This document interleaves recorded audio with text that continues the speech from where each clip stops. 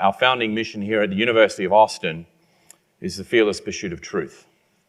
It's our great pleasure then to welcome two remarkable individuals into our community tonight who are renowned for their fearlessness in pursuing truth. Nadine Strossen has for some time been a great friend of the University of Austin. She's a member of our Board of Advisors, and she's also on the Board of Advisors for FIRE, the Foundation for Individual Rights in Education. Ms. Strossen is a past national president of the American Civil Liberties Union. She's a leading expert and frequent commentator on constitutional law and civil liberties, and she's testified before Congress on multiple occasions. She serves on the advisory boards of the ACLU, Heterodox Academy, and the National Coalition Against Censorship. She's also the author of Hate, Why We Should Resist It with Free Speech, Not Censorship. The National Law Journal has named Ms. Strossen one of America's 100 most influential lawyers. And joining Ms. Strossen on the platform tonight is Robert F. Kennedy, Jr. Mr. Kennedy is running to be President of the United States.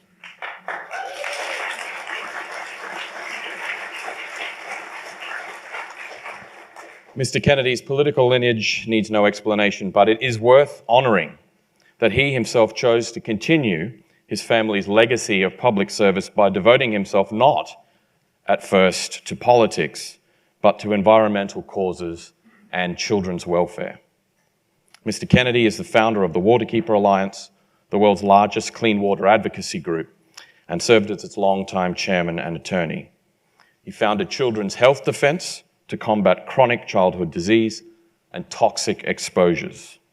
For his efforts in restoring the Hudson River, he was named by Time magazine as its hero of the planet.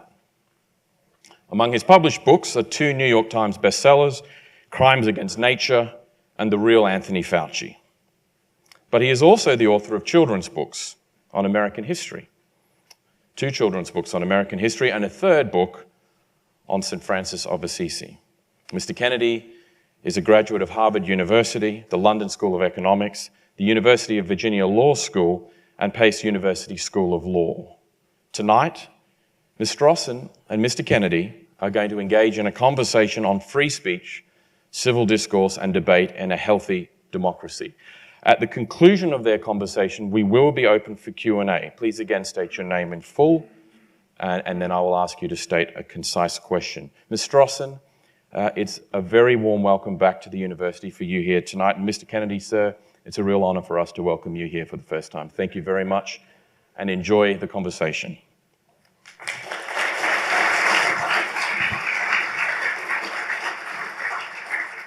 Thank you so much, Ben and Bobby. It's nice to be in conversation with you again.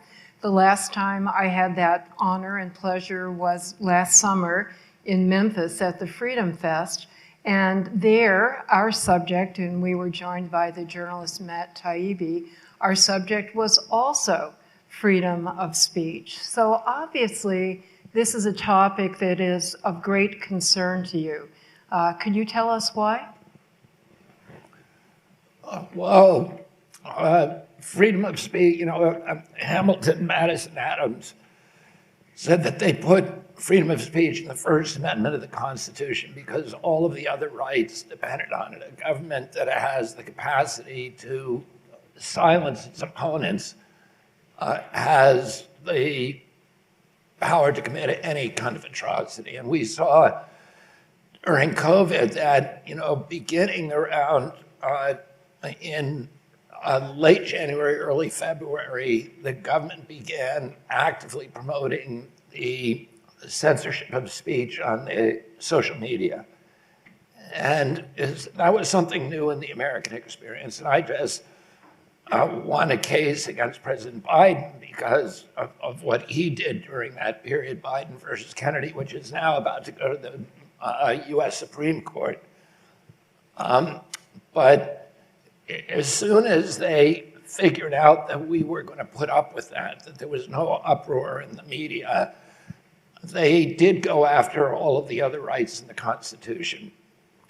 They closed down every business in this country.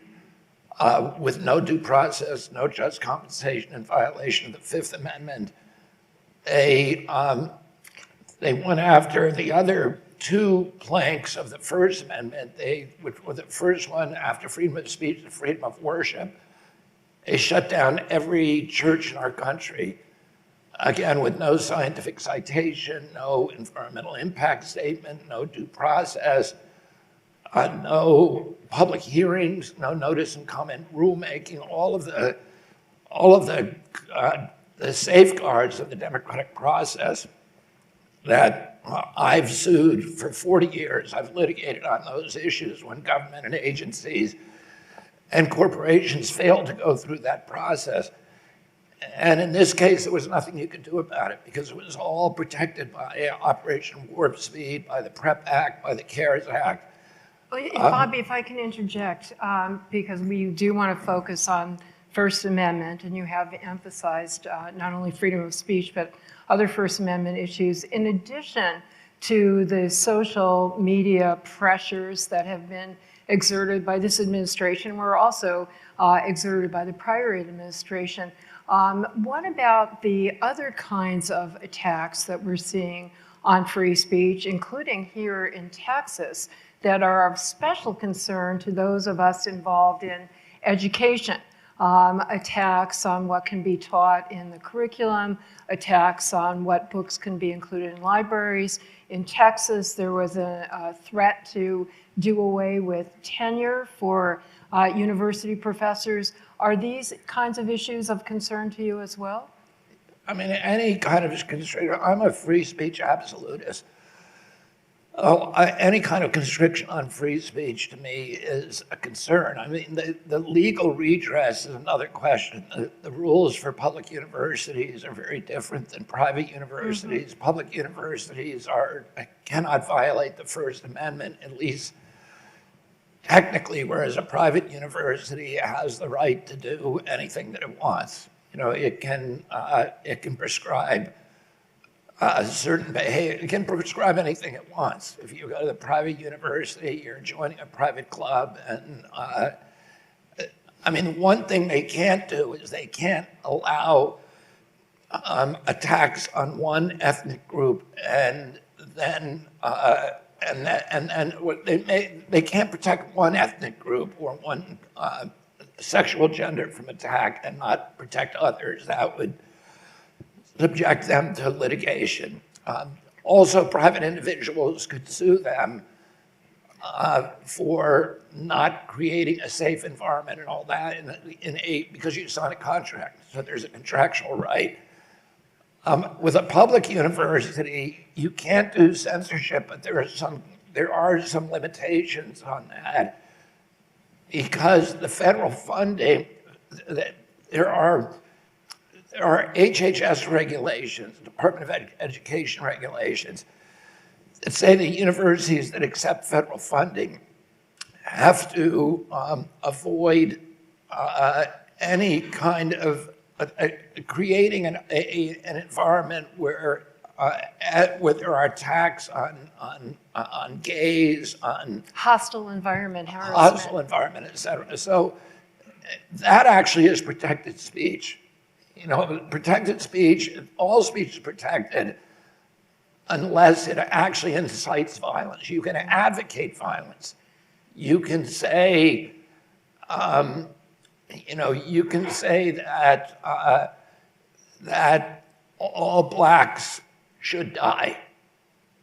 That would be protected speech. You can't say, let's kill this particular black person. You know, that would not be protected by the First Amendment. So, you know, that's the extreme. Right. You know, some people have proposed that similar to the limit on the condition on federal funding, that universities may not tolerate a hostile environment harassment. There have been proposals that federal funding should also be conditioned on universities protecting free speech and academic freedom. Do you think that's a good idea? I like that idea.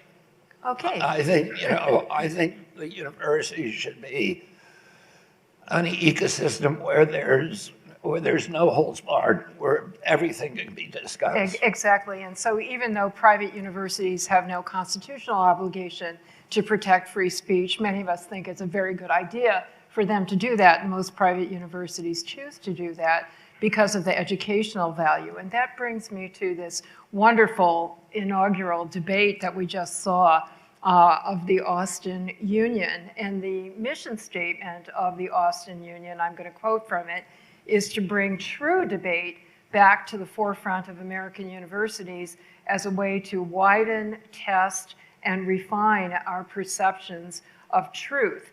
It then goes on to say that for many, especially outside of academia, debate is a lost art. So I'd like to ask you, Bobby, what is the art of debate? And do you agree that it's a lost art, not only on campus, but in our society and in our political community?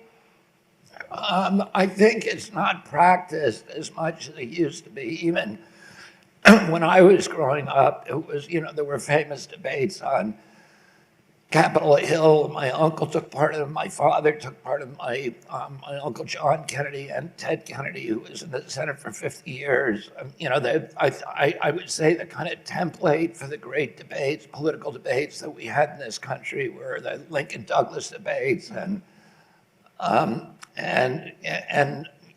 some of the other presidential debates in our history, which were wonderful, wonderful exercises in a clash of ideas. Mm-hmm.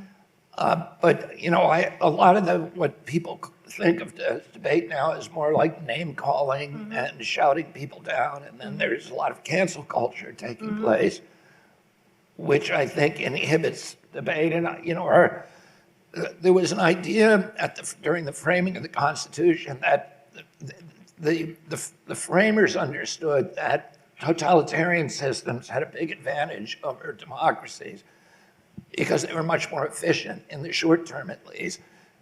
Democracies were sloppy, they're slow moving, they rely on consensus of one kind or another, and that gives them puts them at a disadvantage in competing against a more top-down system in the short term.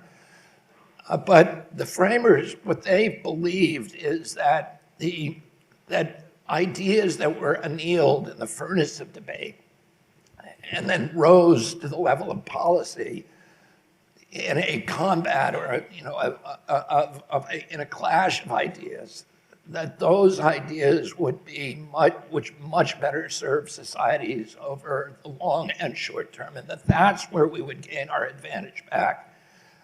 That ideas that prevailed in a marketplace where there was heated debate would put us at an advantage among governments in the world. Part of the reason why debates have been floundering on campus and why it's so important to have this institution, the Austin Union, and even established universities are now bringing back debate unions or starting them for the first time, Harvard and Yale being examples.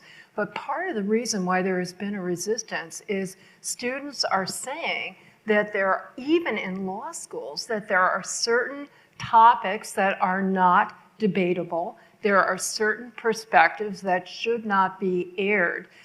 Do you agree with that? Is it true that there are some ideas that should just be taken off the table and beyond the purview of debate? I don't think that. I think, the First Amendment was written not for easy ideas. It was written for the ideas in the speech that nobody wanted to hear. It was written to protect things that embarrass people, that are awkward, that are abhorrent, that are appalling. In 1978, as you know, the ACLU went to bat for the Nazis to walk through Skokie, Illinois, which was a Jewish neighborhood where there were a tremendous number of Holocaust survivors. So it was as offensive as you could get, but the ACLU and many liberals like myself supported that because the idea was that even though we all found what the Nazis were saying appalling and repulsive, we had to be willing to die for their right to say it. And I think that is a central tenet of democracy, that you need that free speech. You know, during the Civil War, there were agents provocateur coming up from the South to incite draft riots in the northern cities. And it was damaging at a very, very tenuous time during the Civil War. It was damaging Northern morale and Union morale. The Union almost collapsed at that point. And we had 659,000 people die in that war. It's the equivalent of 7.2 million today. And Abraham Lincoln suspended habeas corpus and started locking these people up before they did anything wrong.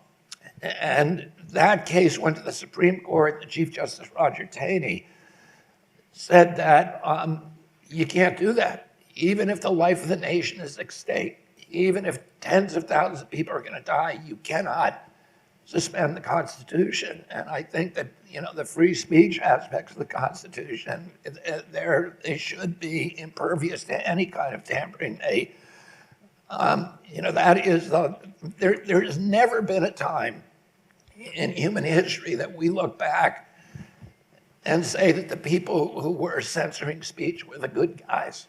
Yeah. They're always the bad guys. You know, and it's always because it's the beginning of a slippery slope toward totalitarianism. Well, I couldn't agree with you more about no idea being non-debatable, and one of my free speech heroes made that point in his famous book on liberty. So I want to show my favorite prop here, which don't get excited or have heart attacks, respectively. What does it say, Bobby, for those who can't read it? Make J.S. Mill great again. Make J.S. Mill great again. And as many of you know, there is a Mill Institute at the University of Austin, which is dedicated to promoting this kind of civil debate and discourse among high school and middle school students, as well as among college and university students. I'd say one other thing, Nadine, that, you know, there is speech that's abhorrent, that's appalling, that's bad. Louis Brandeis, who was the Justice of the Supreme Court, said that the remedy for bad speech is not censorship. The remedy for bad speech is more speech. And that is echoed in many, many judicial decisions by the Supreme Court, many of the other, you know, appellate courts, right. that is always the remedy. It's never shutting people up. Exactly. And that's why this notion of civil discourse is so important. And Bobby, you referred to two threats to it, which in some ways are counter to each other. You referred to cancel culture, which is this phenomenon that has led to such rampant self-censorship. We're seeing surveys that show, even on college campuses, large numbers of students and faculty members are not even daring to discuss certain subjects at all or to air certain perspectives because they're afraid of unwittingly saying something that somebody sees as insensitive or offensive. So they're very concerned about civility. On the other hand, you alluded to the fact that we have a coarsening of public discourse where people are hurling epithets at each other as opposed to the kind of wonderful analytical discussion we saw in the inaugural debate here. So what is the problem? Are we being too concerned about civility, or are we not being concerned about civility enough, or both? Well, again, I am a free speech absolutist. I don't believe in cancel culture. I think we should talk to everybody. I've done that my whole life. You know, I was, during my 35 years that I was one of the leading environmentalists in the country, I was the only environmentalist who would go on Fox News, and I went on all the time. Because I think it's important for us to talk to each other. It's important for us to talk to people with whom we disagree. And it's important for us to develop the skills to challenge abhorrent ideas and let them prevail in the marketplace. Yeah. And, that's what we need to do as a nation, and we need to be training our kids to do it, and we should not be silencing anybody. Great. Well, that's, again, what the Mill Institute and University of Austin is dedicated to. One of the difficulties in trying to have that kind of exchange on campus is that so many campuses are intellectual and ideological monocultures. There really is very little diversity of viewpoint, and one of the things that University of Austin is dedicated to doing is to increasing intellectual pluralism. Many people have commented that there's a parallel problem in our political culture, that there's a danger of the two major parties just creating some kind of echo chamber and not enough diversity of ideas within the political culture. What's your view about that?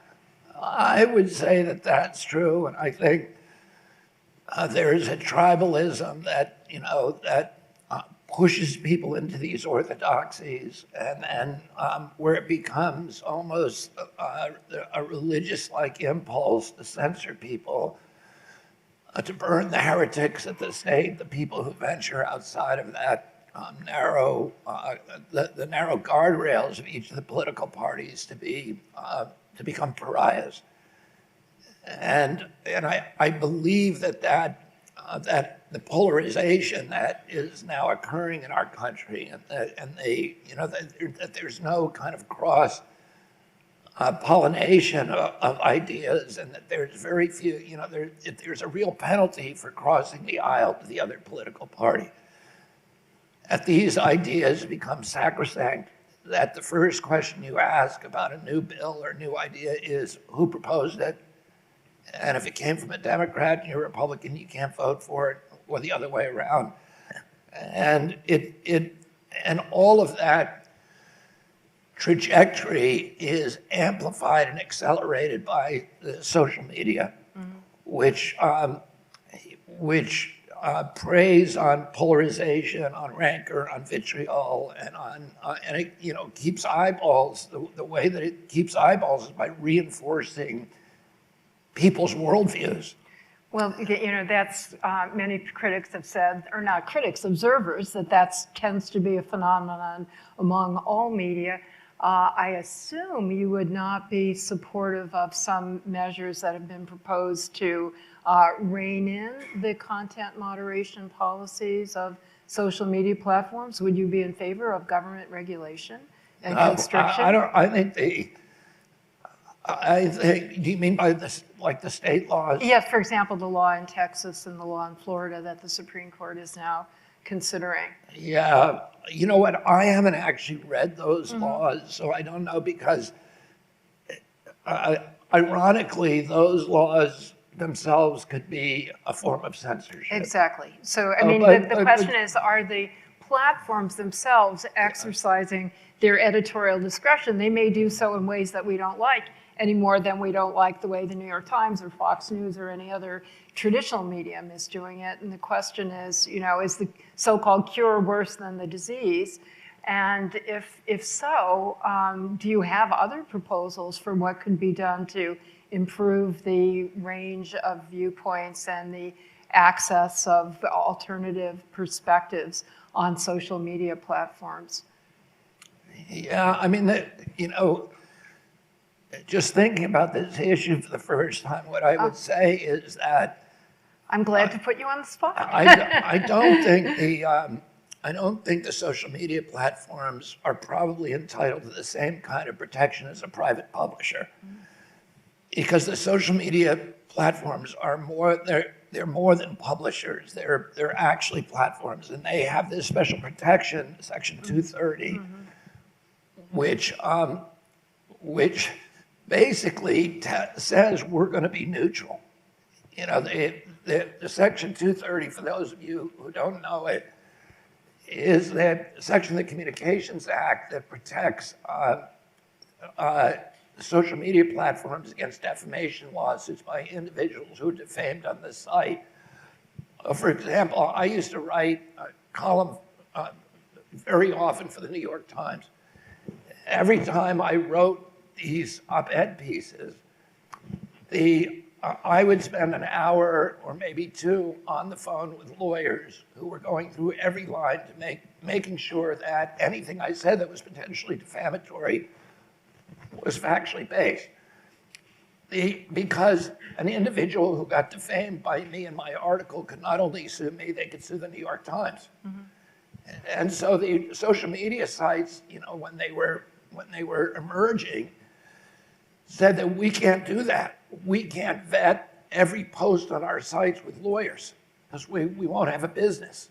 And so they went to Congress and say, we're different than other publishers because we're just a platform. We're going to be completely neutral in anything that's posted on our site. And that justified the Section 230 immunity. And so now if they're saying, well, actually, we should be protected like publishers, I'd have to think that through because I think there's more, the government can require more of them, much more of them than they would a publisher. The government cannot tell a publisher. The New York Times can publish anything it wants. It can publish a writer, it can fire them. There's no control that the government should be exercising over it. But these sites, since they're given that immunity, that special power by the government, I think they have a special obligation to keep themselves open and not be censoring political speech, but I don't know what that would look like. I really appreciate your saying that you're thinking this through for the first time, and I have to say that people who have thought about it a lot are very conflicted because of the some of the factors that you've mentioned. The biggest beneficiaries of Section 230 immunity, which, by the way, was a bipartisan bill, right? It was proposed by Christopher Cox and Ron Wyden. Interestingly enough, at a time when Congress was already deeply divided and polarized, and they were good friends, one an ardent Democrat, one an ardent Republican, and they said, look, let's work on an issue that is so new that the parties haven't yet crystallized and hardened their positions. And I thought that was such an interesting way to try to create across the aisle collaboration, and it resulted in Section 230, which benefits every single one of us who has the opportunity, unprecedented opportunity, to reach worldwide audiences. And I would be very leery about endangering that. But since we are talking about a lot of discontent that now for public... Let me just say one other thing about that.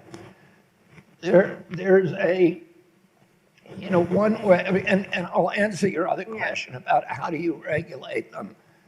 One is there's a doctrine, a legal doctrine that if you make yourself into the public square, that you lose a lot of your ability to censor speech. There's a case that went to the Supreme Court where a private mall owner was inviting the public to come into the mall, and it became almost a public space. And so when Vietnam War protesters showed up there to protest, the mall owner said, we're going to throw you off. But the Supreme Court said, actually, you can't do that because you've made yourself a public space. And I think the same could be said of the social media sites, that they have made themselves a public space. And I guess ultimately, you can regulate them almost like a public utility. And that's a very serious argument that even some libertarians are advocating.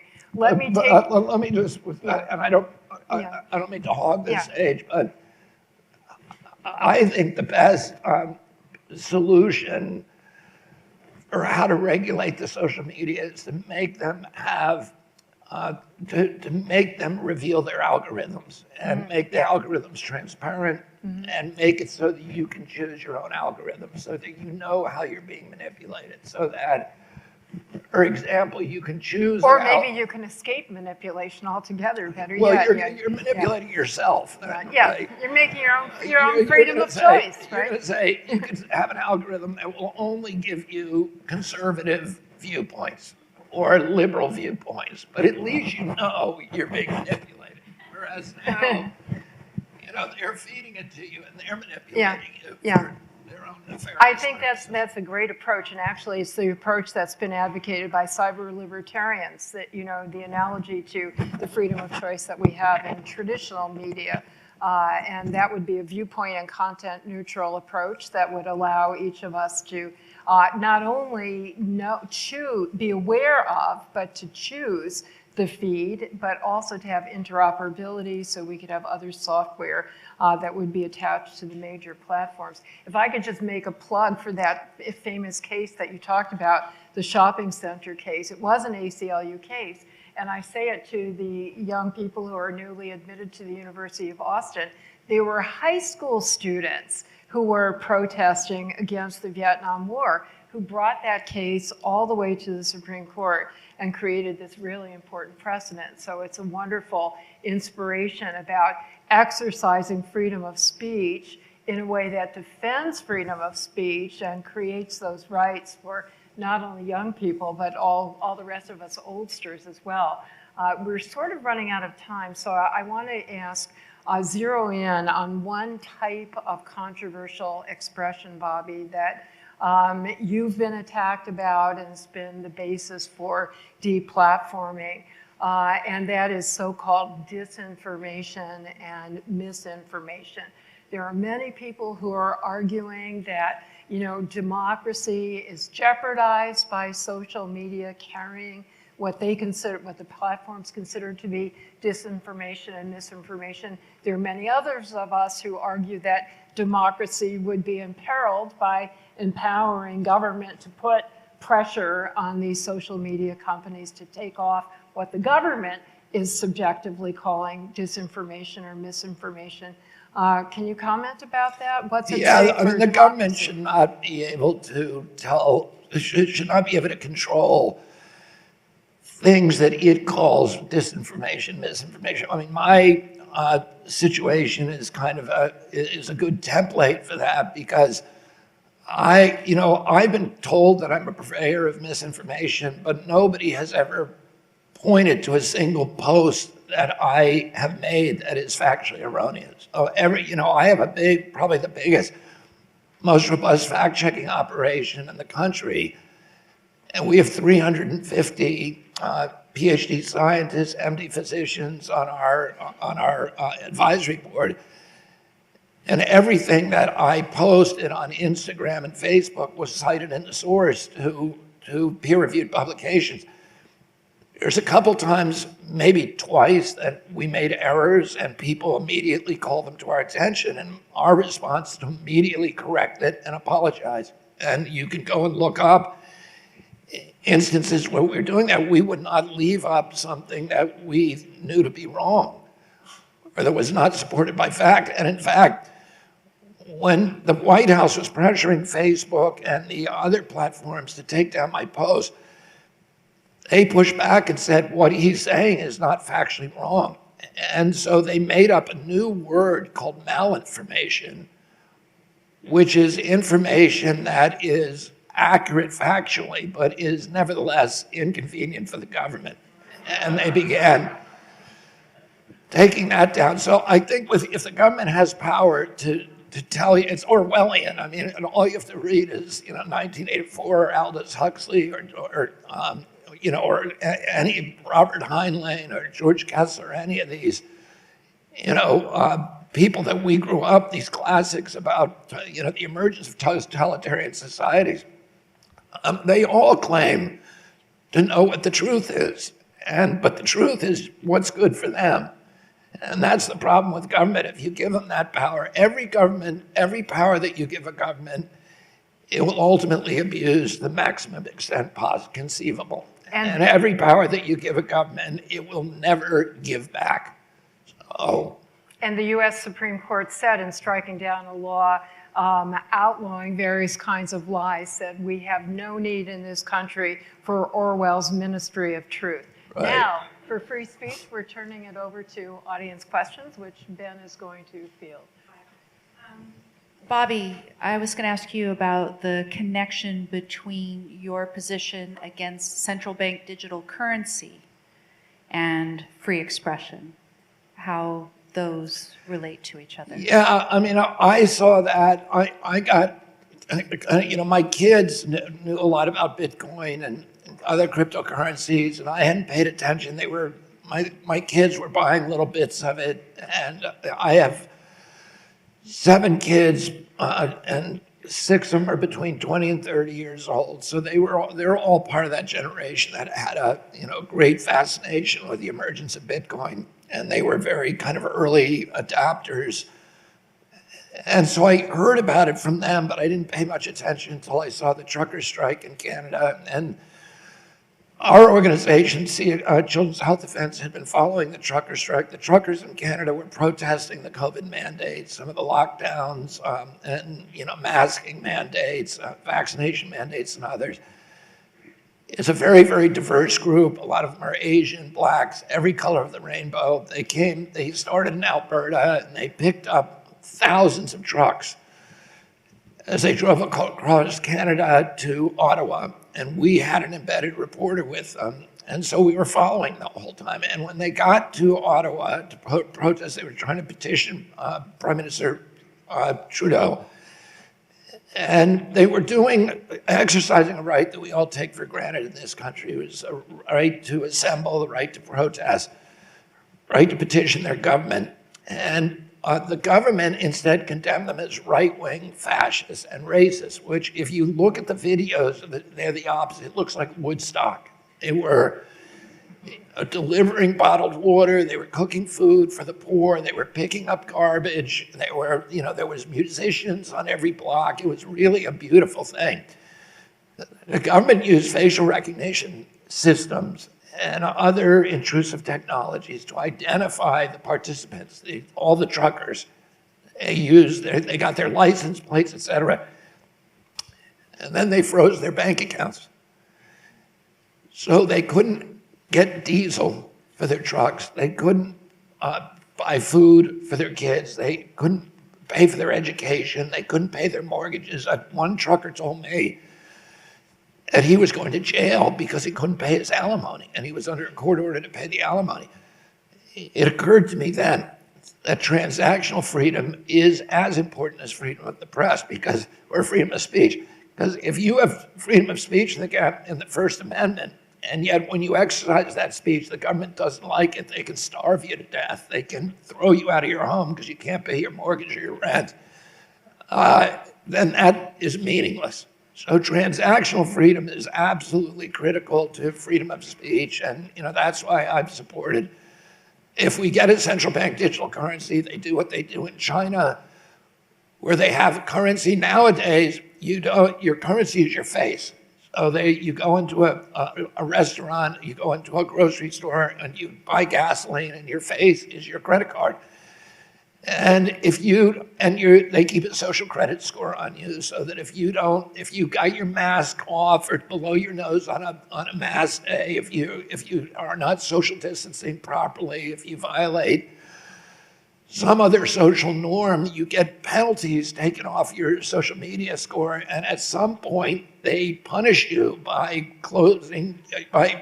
making you what they call programmable currency, which is your face will only now work at grocery stores that are within a certain radius of your house. You can't buy gas. You can't buy an airplane ticket. You can't buy anything else. So you're basically under home confinement. Like the truckers in Canada, they were never charged with a crime. They were certainly never convicted. It was just they were doing something the government didn't like.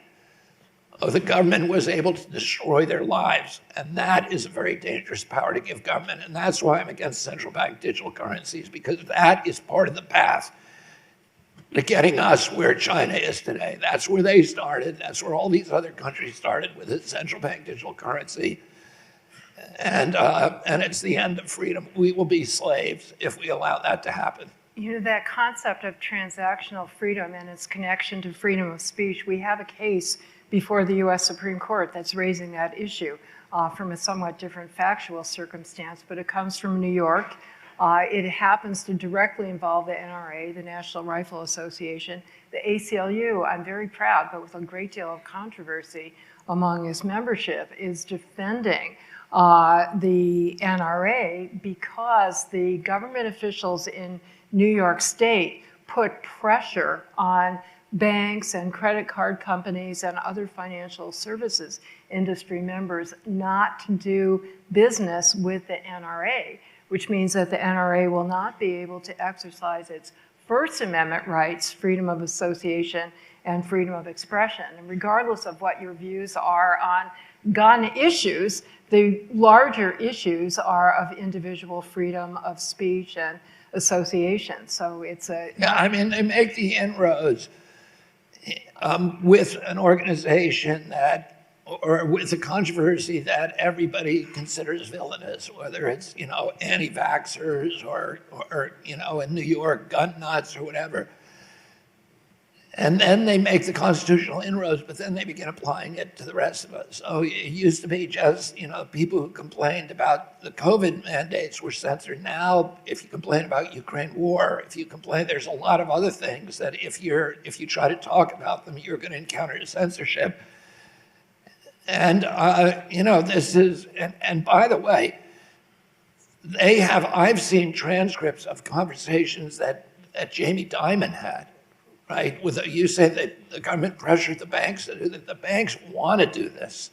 You know, they see this as kind of the part of the social benefit that they can apply, that they can provide society in exchange for the huge amount of power that we've given them over our lives.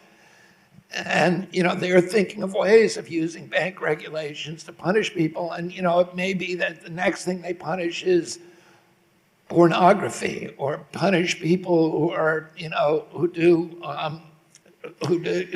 something in violation of climate. Well, in a particular state, let's say Alabama, it might be Planned Parenthood that gets or Planned punished. Parenthood, exactly. Other questions? Yes, sir, here in the hat. Would you like to state your question? Good afternoon, Mr. Kennedy. My name is Garrett. I'm from Harlingen, Texas. My question is, what is your plan to combat Bill Gates and... What is what? Your plan to combat Bill Gates from buying up farmland in the United States?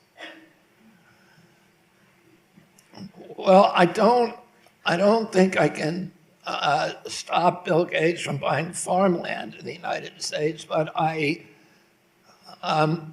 think, I mean, you know, I have a lot of plans for ending the corporate control over our food supply and over, you know, our farmland and the destruction of our soils. I'm going to reverse 80 years of farm policy in this country, which have directed us toward industrial agriculture, industrial meat production, factory farming, the chemical-based agriculture, carbon-based fertilizers, all of these things that are destroying the soils in our country. And you know, my career, I've been doing that my whole life. I've sued the USDA and the big farm cabals probably more than any other attorney in this country. I've sued Tyson, Cargill, Monsanto, Smithfield, and on and on. And I, you know, all of the factory farming. I've brought probably over 100 suits against factory farms in this country. But they're destroying this kind of farming is destroying the soils in our country. It's poisoning the food. You know, the food that they produce is not even food anymore. It's commodities. And most of it's going to processed food companies that are using 1,000 ingredients that are all banned in Europe. And we have a chronic disease epidemic in this country that is being fed by processed food. Chronic disease, when my uncle was president, 6% of Americans had chronic disease. Today, 60% do. And, you know, our kids are getting buried by it. I talk to young people all the time, and I hardly can meet one that doesn't have an autoimmune disease, doesn't have a neurological disease, reading disorders, learning disorders, ADD, ADHD, speech delay, language delay, tics, sleeping disorders, ASD. Autism has gone from 1 in 10,000 in my generation, 70-year-old men, to 1 in 34 kids in my kids' generation. 1 in every 22 boys. Food allergies suddenly appeared around 1989. You know, I had 11 brothers and sisters about 70 first cousins, and none of them had a peanut allergy. Why do 5 of my 7 kids have food allergies? Something is poisoning them. Why did diabetes today? When I was a kid, a typical pediatrician would see 1 case of diabetes in his entire career, juvenile diabetes. Today, 1 out of every 3 kids who walks through his door has either pre-diabetic or diabetic.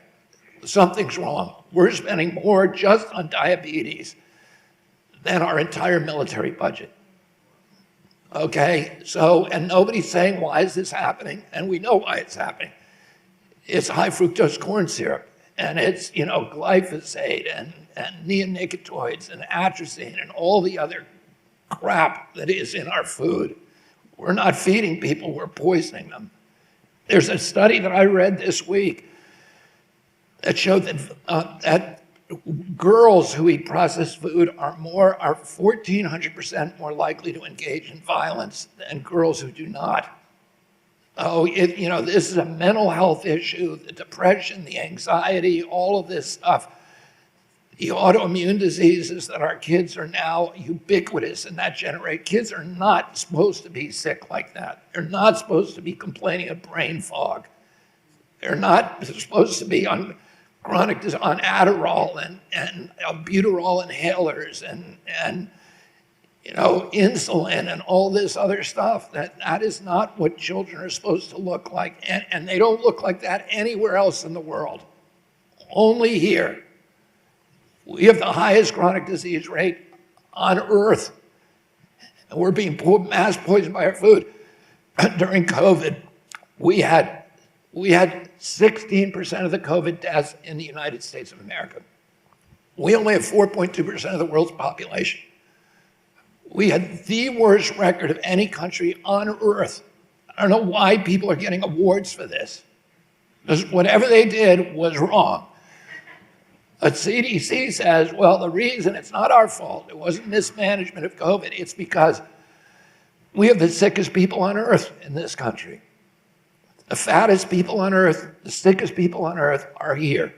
And they said the average person, this is what CDC says, the average person who died from COVID had 3.8 chronic diseases.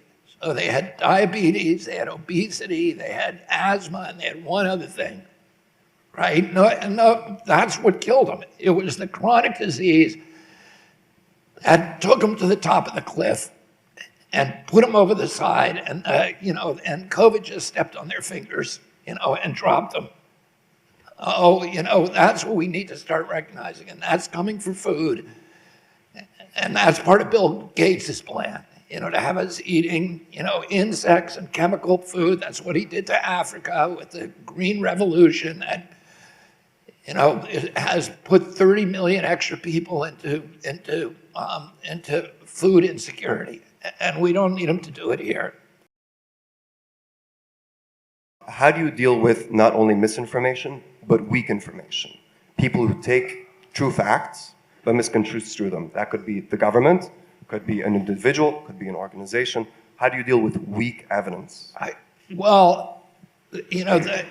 why we were given brains, to figure that out, okay?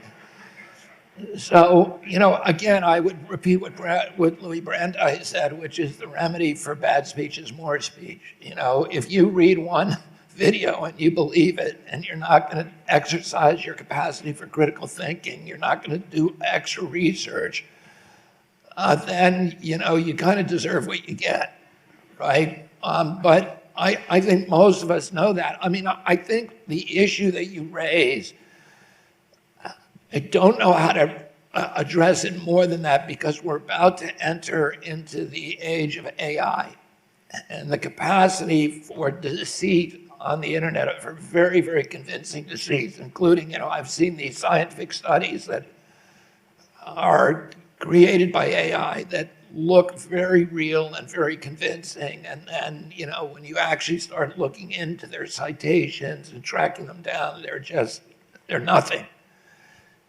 And, industry is already doing that. I don't read one scientific study and say, oh, autism is being caused by vaccines. I had to read hundreds and hundreds and hundreds of studies and look at both sides and look at the authors and look at the conflicts of interest and go into the weeds and not just read the abstracts, but to read, in many cases, the entire study. Oh, you know, that is unfortunately part of the duty of living in a democracy, is to exercise, to maintain a constant posture of skepticism toward any authority, and including scientific authorities. This whole idea that we heard during COVID of trust the experts, that's not a thing, right? That's not a thing. Trusting the experts is not a feature of either science or democracy. It's a feature of religion and totalitarianism. That's where that happens.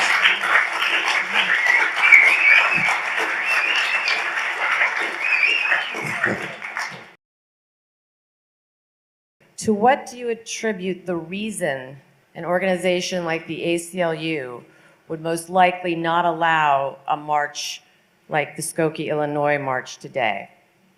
Well, it's factually untrue, I'm happy to say, because a few years ago, the ACLU, which has no power to allow or disallow, but came to the defense of a march that the city of Charlottesville, Virginia, tried to disallow, namely the Unite the Right demonstration. The ACLU came to the defense of the free speech rights of the white supremacists there, just as we had done 50 years earlier in Skokie, despite deploring their message. We won in court, as we should have done, because at the time, there was absolutely no evidence that there would be any violence. The chief of police testified that they had monitored the situation. They were confident there would be no violence, that if there was violence, it would be subject to police control.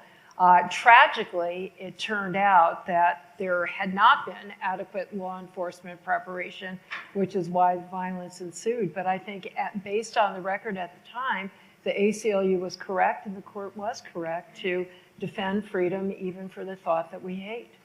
I would say the ACLU dropped the ball during COVID, by not coming to the defense of people who were being censored, the doctors, the scientists, the top scientists in this country, Jay Bhattacharya and many others who were systematically censored and by the government. So, I was very disappointed at the ACLU during that era. I think it was a low point for the organization. I'm happy, though, that they're back in the trenches fighting for free speech. Thank you so much to our distinguished guests here. Nadine, you've been such a good friend to the university in helping us guide where we're going in shaping our founding principles. I know that's work that you're going to continue. And Mr. Kennedy, sir, if nothing else, for the clear passion and dedication and care for the future of the young people in this country that you've shown tonight, we'd like to thank you sincerely for the contribution you've made here. Thank you. Thank you.